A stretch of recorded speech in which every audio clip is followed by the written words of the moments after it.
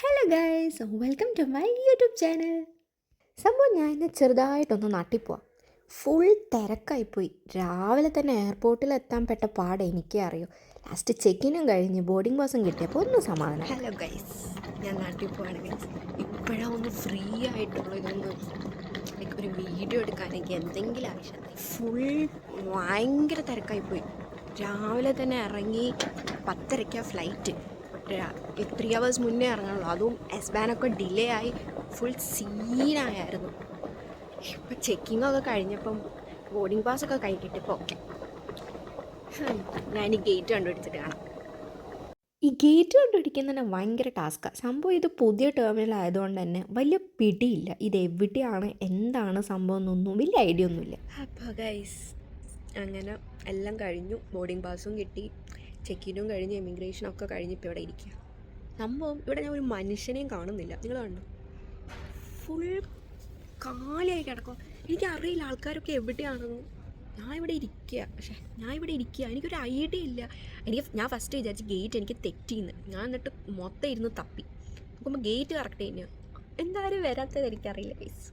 സംഭവം ഇവിടെ ആരും ആദ്യം കാണുന്നുണ്ടാവില്ല. ഇപ്പോൾ 1-2 പേര് വരുന്നുണ്ട്. ബട്ട് ഇത് തന്നെയാണ് ഗേറ്റ് എന്ന് ആദ്യം എനിക്ക് ഡൗട്ടായിരുന്നു. കേട്ടോ, ഇപ്പോൾ ഓക്കെ.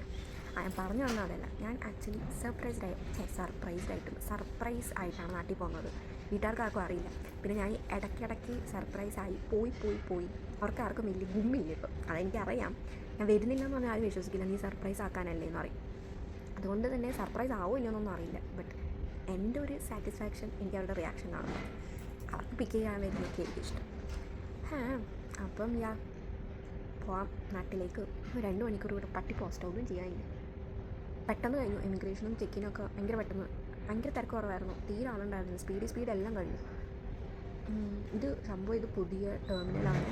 അപ്പം ആൾക്കാർ ഇങ്ങോട്ട് വരാൻ ഇച്ചിരി ടൈം എടുക്കുമെന്ന് എനിക്ക് തോന്നുന്നു. പിന്നെ ഫുഡൊക്കെ കഴിച്ച് വരണ്ട. കുറച്ച് പേരെ ആൾക്കാർ ഇപ്പം കാണുന്നുണ്ട്. അപ്പോൾ നമുക്ക് കുറച്ചും കാണാം. ഞാൻ അന്നേരെ പറഞ്ഞില്ല, എനിക്കെന്തോ ഒരു തെറ്റൽ എനിക്ക് ഫീൽ ചെയ്ത്. ഗേറ്റ് തെറ്റിയായിരുന്നു ഗേറ്റ് J6-ലേക്കാണ്. ഞാൻ J1-ലാണ് ഇത്രയും നേരം ഇരുന്നുകൊണ്ടിരുന്നത്. J6-ലേക്ക് പോവാം. ഭാഗ്യം ഇപ്പം എനിക്ക് ബോർഡിംഗ് പാസ് എടുത്ത് നോക്കിയില്ല, പെട്ടേനെ ഞാൻ. അങ്ങനെ ഗേറ്റും കണ്ടുപിടിച്ച് ഗേറ്റിൻ്റെ അടുത്ത് എത്തി. വിത്തിൻ 30 minutes തന്നെ അവർ ബോർഡിംഗ് സ്റ്റാർട്ട് ചെയ്തായിരുന്നു. ഞാൻ ഫ്ലൈ ചെയ്യുന്നത് എത്തിഹാദ് എയർവേസിലാണ്. അപ്പോൾ ഇവിടുന്ന് ഡയറക്റ്റ് കൊച്ചിയിലേക്കാണ്. എൻ്റെ ട്രാവലിംഗ് ഹിസ്റ്ററിയിൽ ഫസ്റ്റ് ടൈമാണ് ഞാൻ സീറ്റ് സെലക്ട് ചെയ്യണം. അവരായിട്ട് എനിക്ക് വിൻഡോ സീറ്റ് അസൈൻ ചെയ്തിരുന്നത്. ഇതാണ് വിൻഡോ സീറ്റ്. കണ്ടപ്പോഴേ മനസ്സിലാക്കണമായിരുന്നു ഇങ്ങനത്തെ എന്തോ ആണെന്ന്.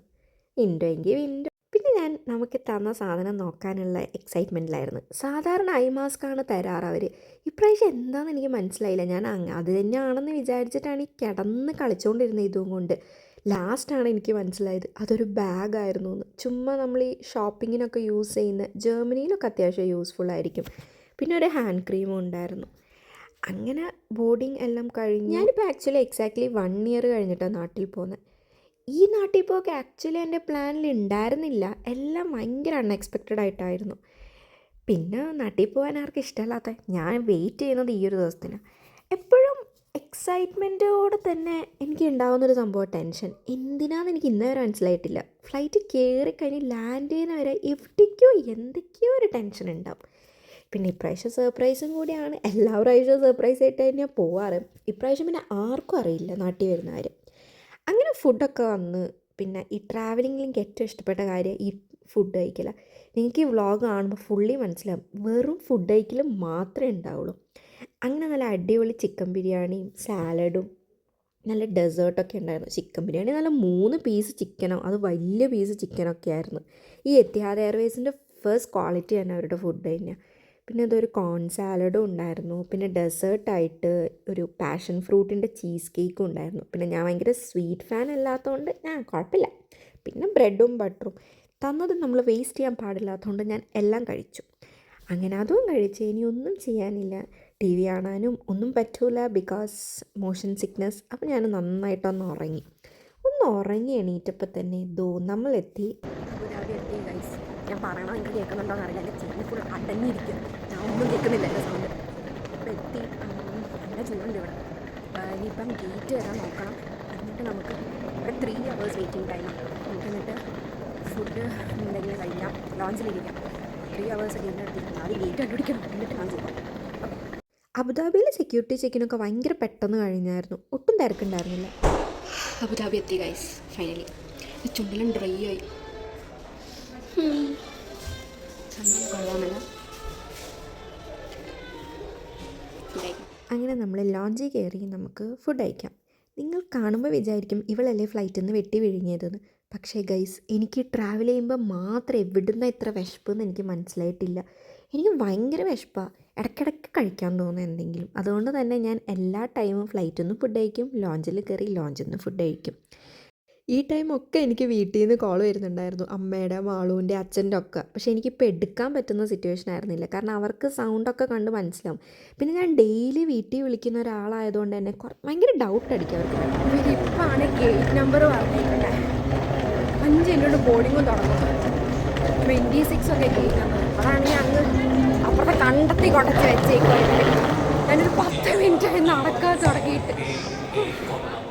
എൻ്റെ അമ്മോ, വെറും 5 മിനിറ്റ് ബാക്കിയുള്ളവരാ അവർ ഗേറ്റ് ഏതാന്ന് പറയുന്നത് തന്നെ. പിന്നെ അങ്ങനെയൊക്കെ ഓടി അവിടെ എത്തിയതാണ്. ഗേറ്റ് അവിടെ എത്തിയപ്പോൾ തന്നെ ബോർഡിങ് സ്റ്റാർട്ട് ചെയ്തായിരുന്നു.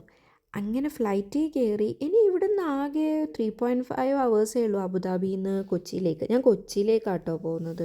നേരത്തെ പറഞ്ഞായിരുന്നല്ലോ. എൻ്റെ കൊച്ചിയിൽ നിന്ന് ട്രെയിൻ ബുക്ക് ചെയ്തിട്ടുണ്ട് നാട്ടിലേക്ക്. അങ്ങനെ ഫുഡ് വന്ന്. ഓൾറെഡി ഫുഡ് നല്ലതായി കഴിച്ച് വയറ് നിറഞ്ഞുകൊണ്ടായിരിക്കാം. ഇതെന്തോ ഒരു കടലൊക്കെ വെച്ചിട്ടുള്ള എന്തോ ഒരു സാലഡും പിന്നെ റൈസും ചിക്കൻ കറിയും കൊള്ളായിരുന്നു. പിന്നെ ദാൽ കറിയും ഉണ്ടായിരുന്നു. അങ്ങനെ അതൊക്കെ കഴിച്ച് പിന്നെ ഒരു ഡെസേർട്ടും കൂടി ഉണ്ടായിരുന്നു. പായസം, ഗുലാബ് ജാമുൻ എല്ലാം കൂടി മിക്സ് ചെയ്ത് എന്തോ ഒരു സാധനം. പിന്നെ ഈ ബ്രെഡ് അത്രയ്ക്കങ്ങ് എനിക്കിഷ്ടമായില്ല. എന്തൊക്കെയോ ഫ്ലേവർ പോലെ ഉണ്ടായിരുന്നു. അങ്ങനെ ഞാൻ അത് കഴിച്ചില്ല. ഇത് ആകെ കുറച്ച് നേരം കഴിയുമ്പോഴത്തേക്ക് ഒന്ന് കണ്ണടച്ച് തുറക്കുമ്പോഴത്തേക്ക് അങ്ങനെ നാട്ടിലെത്തി ഗൈസ്. കൊച്ചി എത്തി. കൊച്ചി എന്തൊക്കെ പറഞ്ഞാൽ ഇവിടെ എത്തുമ്പോഴത്തേക്കില്ലേ, എന്തൊരാശ്വാസമാണെന്നറിയോ. അങ്ങനെ ലഗേജ് വെയിറ്റ് ചെയ്ത് ലഗേജൊക്കെ പെട്ടെന്ന് കിട്ടി നമ്മൾ വേഗം തന്നെ പുറത്തിറങ്ങി. അങ്ങനെ എൻ്റെ സർപ്രൈസ് പ്ലാൻ സക്സസ് ആയോ അല്ലെങ്കിൽ കോൾ ആയിപ്പോയോ ഞാൻ നെക്സ്റ്റ് വീഡിയോ കാണിച്ചു തരാം. അപ്പോൾ ടാറ്റാ.